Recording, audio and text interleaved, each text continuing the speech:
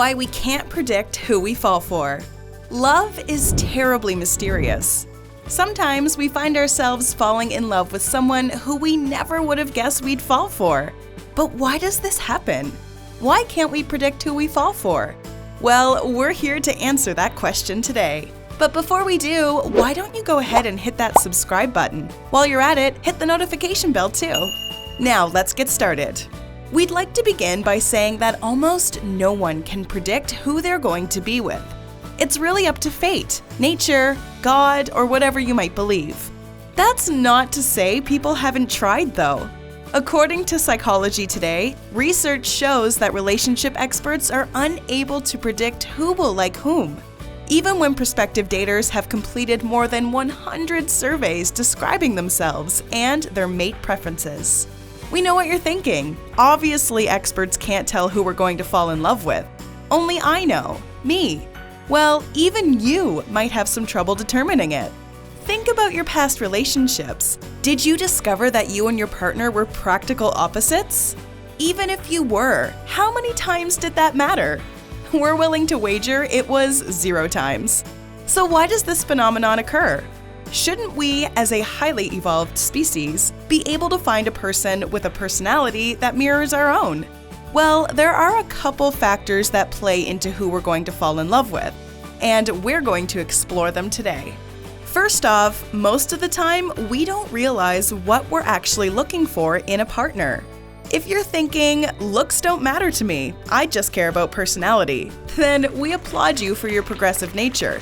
However, this might not actually be the case. A study done by the Journal of Personality and Social Psychology says that many of our preferences for an ideal partner are unconscious. For example, when we consciously state our preferences for an ideal long-term partner, most of us say that traits such as kindness, mutual affection, or intelligence are more important than physical attractiveness.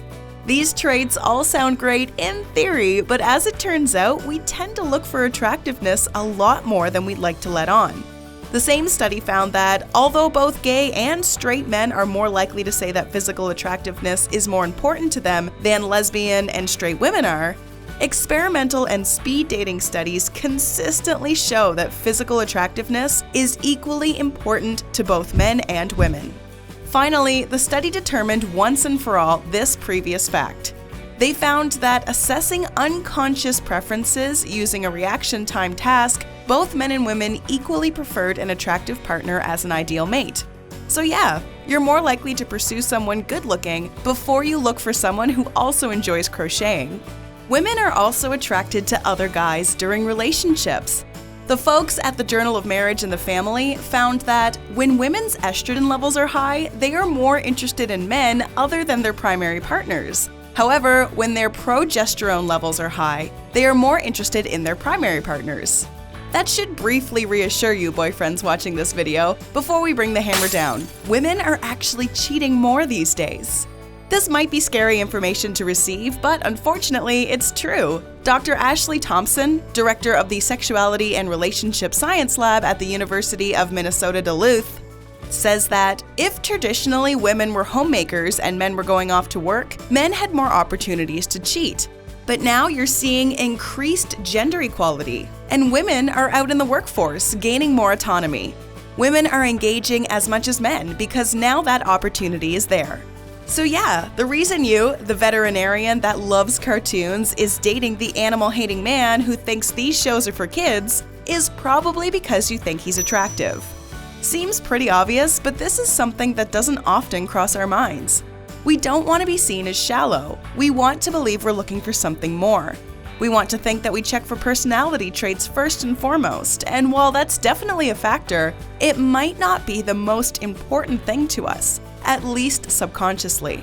The good news is that sometimes we get together with partners who seem lesser than us, as in they don't meet our standards.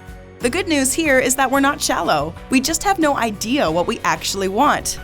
Let's talk about the science behind all this. There's a study that was done by the Journal of Personality and Social Psychology that shows when they asked heterosexual men and women to list traits that would be deal breakers to them when considering a potential partner, individuals tended to list traits such as opposing religious or political views, smoking, and sexual unfaithfulness as deal breakers. We know that they have preferences against certain things and they're classified as deal breakers. There's no way they would go against something that would break the entire deal, right? Wrong! The study continued and they found that when the participants were told that another individual participating in this study with 3 of their deal breaker traits wanted to date them, a full 74% of these individuals agreed to give their number to this unacceptable potential partner. The study continues and the researchers start to do comparisons. Here's what they found. The researchers contrasted this result with a hypothetical condition in which participants thought that they would agree to date an undesirable partner about 46% of the time, which is still an astonishingly high percentage. So why do we do this? According to the conclusion of the researchers, we don't want to hurt their feelings. We're too nice as a species, according to them, and we don't want to put down potential suitors in case we break their hearts. Maybe it's empathy, maybe we just want to avoid conflict, we're not sure. What we here at Bestie think is that we're always trying to make a connection, even when there might not be any. The human body craves physicality, and what's more physical than the love between a new couple? Finally, we'll talk to you folks about the spark. You know that feeling when you meet a whole new person and suddenly you feel like this is your soulmate, even though you don't really know much about them? Well, this might be the reason you're ending up with people you never thought you'd be with. To prove this, the people at the Journal of Marriage and the Family created fake profiles matching each of the participants' most desired and least desired traits. The researchers found that after meeting in person, the participants' trait preferences appeared to have no influence at all on liking the accomplice. It's all about making those sparks fly. Keep that in mind on your next date. Who cares if the person you want to date isn't perfect? Or maybe they do something that irks you. If you give them a chance, who knows? You might just find your soulmate in someone you never thought possible. Remember, once you're in that relationship, your preferences might not seem important anymore. Psychology Today found that we tend to downgrade the importance of our previously preferred trait if our current mates do not possess them, and to upgrade the importance of the positive traits our current partners do possess. They drive this point home when they go on to say, we also tend to idealize our current romantic partners, and therefore, we may believe that our mates possess positive personality characteristics that even our partners didn't believe they possessed themselves. Just go out into the world and throw yourself in there. You never know who might try to reel you in. Honestly, it's probably the person you'd never ever expect. And so our video of why you never know who you'll fall in love with is over. What did you think? Did you figure out why your partner isn't someone you would have ever thought you'd fall for? Did you find out how to expand your horizons in order to find that odd person?